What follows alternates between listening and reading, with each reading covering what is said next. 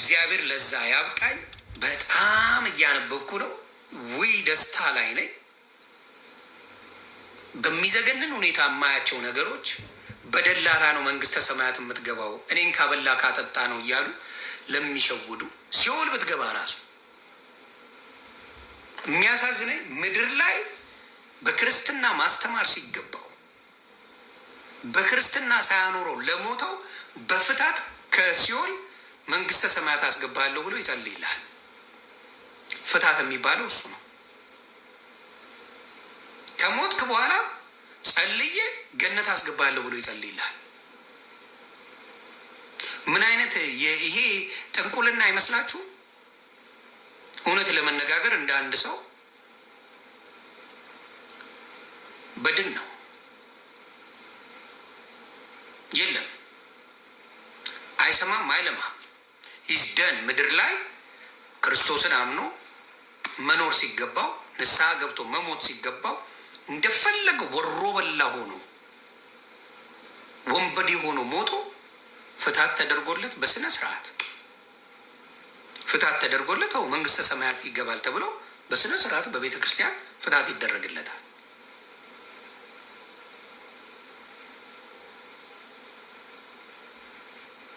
Do you believe in that?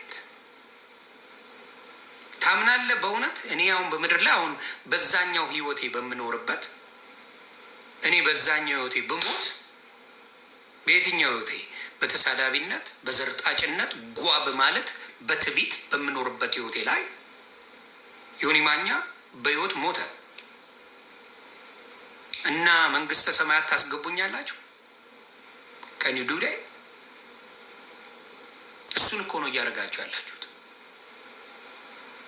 እሱን እኮ ነው ያለማመዳችሁ ህዝቡን ያላችሁት።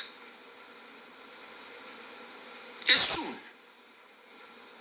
አየህ፣ በህይወት እያሉ ከመስበክ ይልቅ ክርስትና ከማሳወቅ ይልቅ በክርስትና ከማኖር ይልቅ ነው ሙት እንደዚህ ሆነ ፍታት ይደረግላል ገነት ትገባለህ። ትዘክር ነበር ማንን? ተክልዬን እዘክራለሁ እዘክራለሁ። ያ እንደ ተክልዬማ 10 ትውልድን ያድንላል። ኖ ፕሮብለም እንደፈለግኩ። ማንን? ክርስቶስ አምራ ዘክር ነበር ትዘክር ነበር ማ ብራዘር ኖ ፕሮብለም ትገባለህ። ማንን? አርሴማ ትዘክራለህ።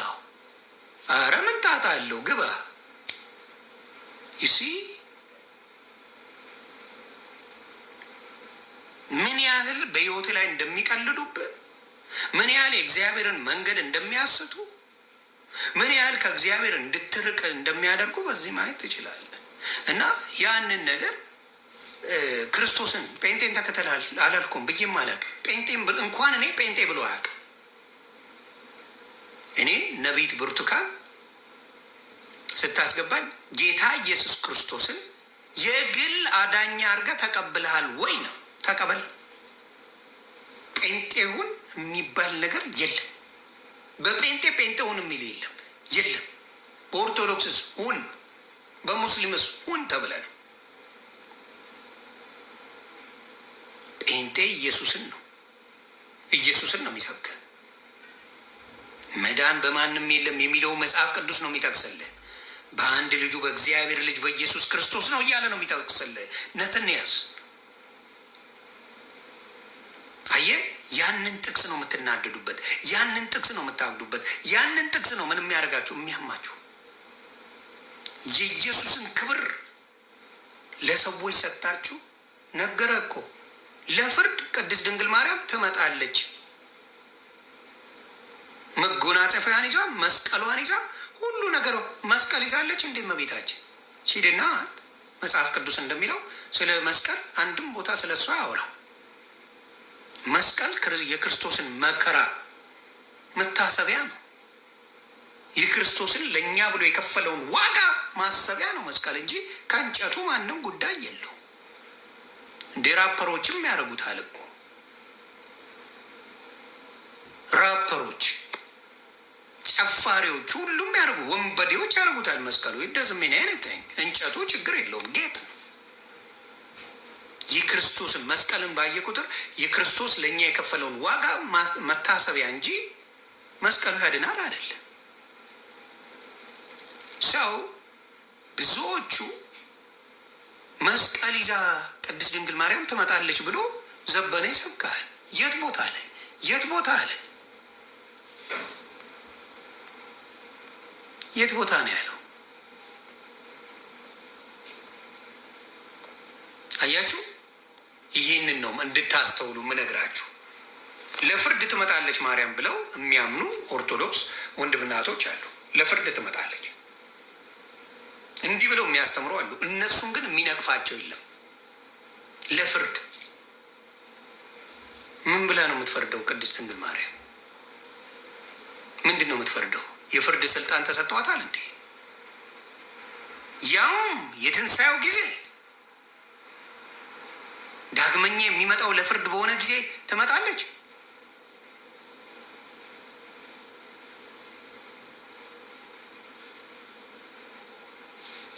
ኃይል ድገመው። እኔ ፈጥሬ ማውራ ስለመሰላቸው ይቅርታ፣ ቪዲዮን ደግሜ ማሳየት አለብኝ። እስናሜ እኔ እያልኩ አይደለም። ኧረ ፈጥሬ አይደለም። ኦ እንዳታገናኙኝ። ዘብዬን ነው መዘግብ። እድሜ ለዘቤ ዘቤ ቤታችን ትመጣለች። የብርሃን ጫማ ተጫምታ፣ የብርሃን መጎናጸፊያ ተጎናጽፋ፣ የብርሃን ዘውድ ደፍታ፣ የብርሃን መስቀል ይዛ፣ የብርሃን መነሳንስ ይዛ እመቤታችን ትመጣለች። እኔ አይደለሁም ያልኩት።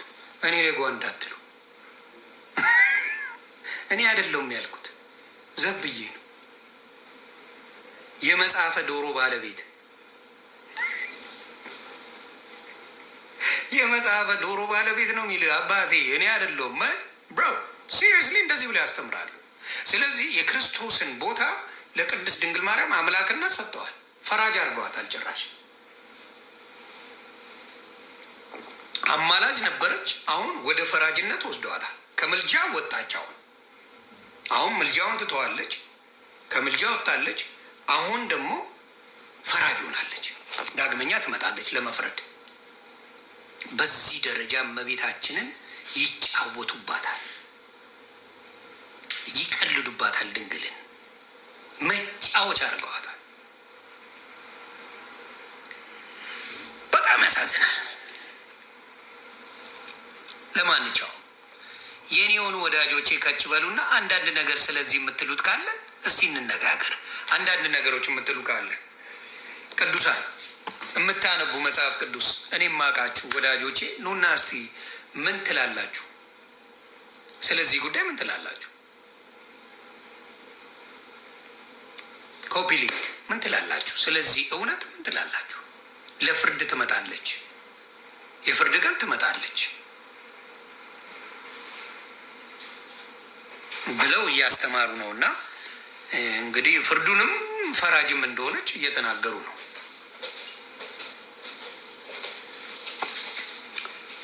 እግዚአብሔር ይስጣችሁ።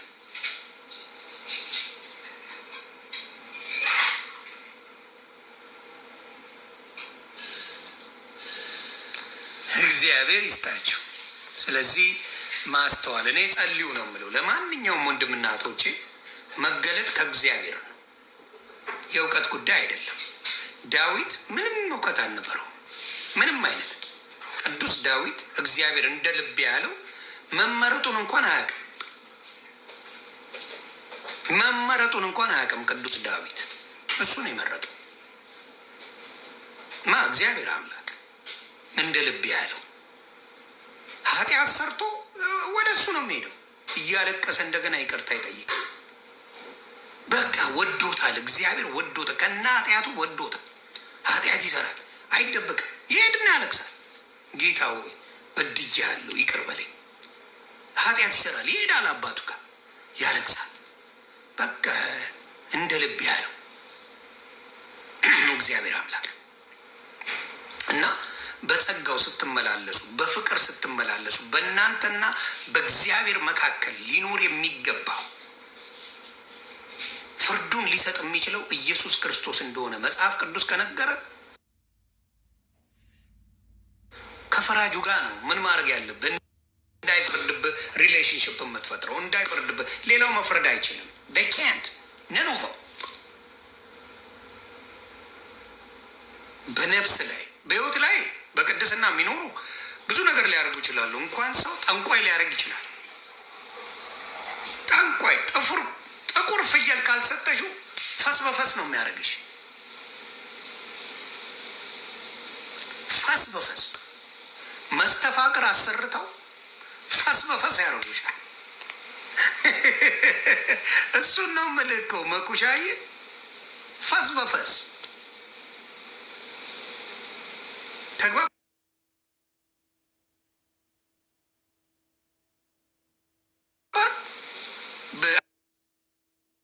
አስጠንቁለው ያሳብደዋል። ምድር ላይ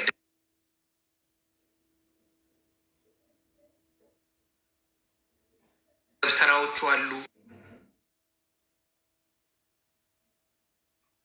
በሌላም ልምምድ መጥፎ ልምምድ የሐሰት እኛ ነቢያት ልምምዶች አሉ። በምድር ላይ ሊያሰቃዩአችሁ ይችላሉ። ምድር ላይ እያላችሁ ማለት ነው። በነፍሳችሁ ላይ ግን ከእግዚአብሔር ልጅ ውጭ መፍረድም ይችላል የለም። በስጋ ሊፈርድባችሁ ይችላል።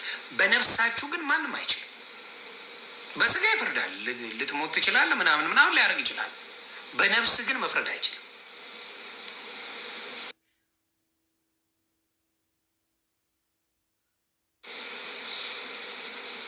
ስለዚያ በነፍሳችሁ ነው እንግዲህ ቅድስት ድንግል ማርያም ትመጣለች ትፈርዳለች እያለ የሚናገረው።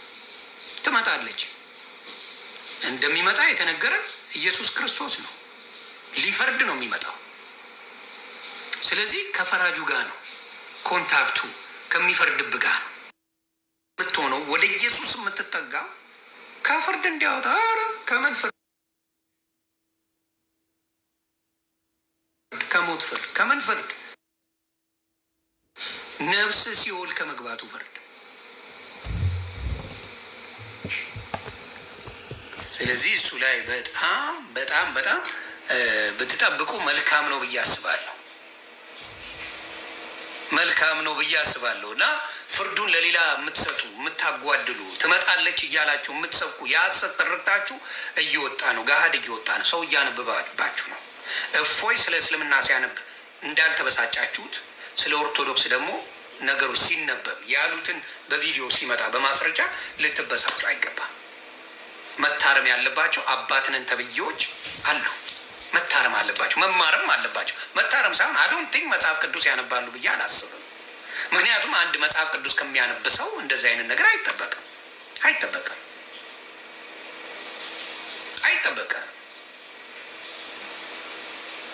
የናቁሽ ሁሉ ወደ እግሮችሽ ጫማ ይሰግዳሉ የሚለው ኢሳያስ ላይ ማንም መስሏችኋል? ስለማ ተብሎ ነው የተጻፈው? ታነባ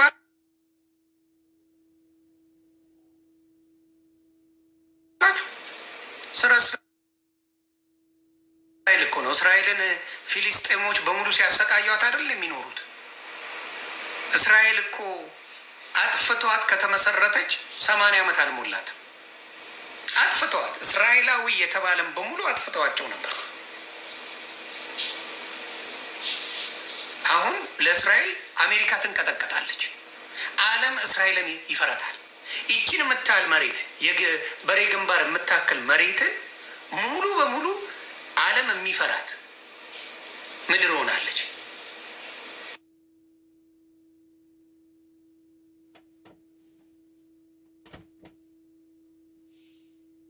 ምክንያቱም እግዚአብሔር አምላክ ቃል ኪዳን ይገባላት ነው እንጂ ጽዮን ማለት ማርያም ናት እያላችሁ ብዙ ጊዜ ስትናገሩ ሰምቼ ብሎ አያውቅም። ይናገራል መጽሐፍ ቅዱስ አይልም። ጽዮን ብለን ጽዮን ከተማ ናት። ቃል በቃል መጽሐፍ ቅዱስ ይናገራል። ጽዮን ከተማ ናት።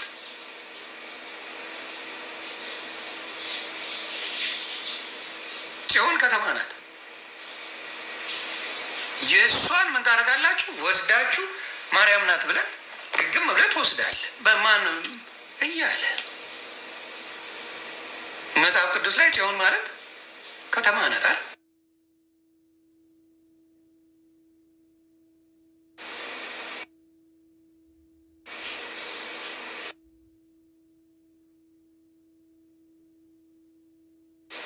አይደለም ነው። ስለዚህ ብዙ ጊዜ የናቁሽም ኢሳያስ ላይ ነው የሚለው። ወደ እግርሽ ጫማ ይሰግዳሉ ሲል ወደ ጽዮን ይሰግዳሉ። ወደ ማ? ወደ እስራኤል ይሰግዳሉ። ማ?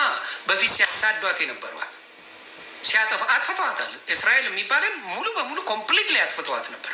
ኮምፕሊትሊ ነው የማወራቸው። እስራኤላውያን ተሰደው ነበር በየሀገሩ። ጭፍ አድርገው ጨርሰዋቸዋል እስራኤላውያን። ከዛ ተበትነው እግዚአብሔር አምላክ ቃሉን የሚጠብቅ የማይዋሽ አምላክ ስለሆነ በቃሉ ከየትም ሀገር ላይ ተምረው አሁን አሜሪካን ሀገር እንዳለ ኮንግረሱን የተቆጣጠሩት ጅውሾች ናቸው በእውቀታቸው። የትም ሀገር ላይ ፓወር ያላት እስራኤል ናት። ማንም ትንፍሽ የማይልባት እስራኤል ናት። ከብዙ ቦታ መጥተው እንደገና መሬታቸውን ይዘው ይኸው ድፍን አረብ እያለ ለብቻቸው አንዳንድ የሚደርስባቸው ዶግ አመድ ነው የሚያደርግ። እድሜ ልካቸውን አሰቃይተዋቸው ነበር። እግዚአብሔር አምላክ ይቅር ካላቸው በኋላ ግን አሁን ሞስት ፓወርፉል። ስለዚህ አሁን የምናገረው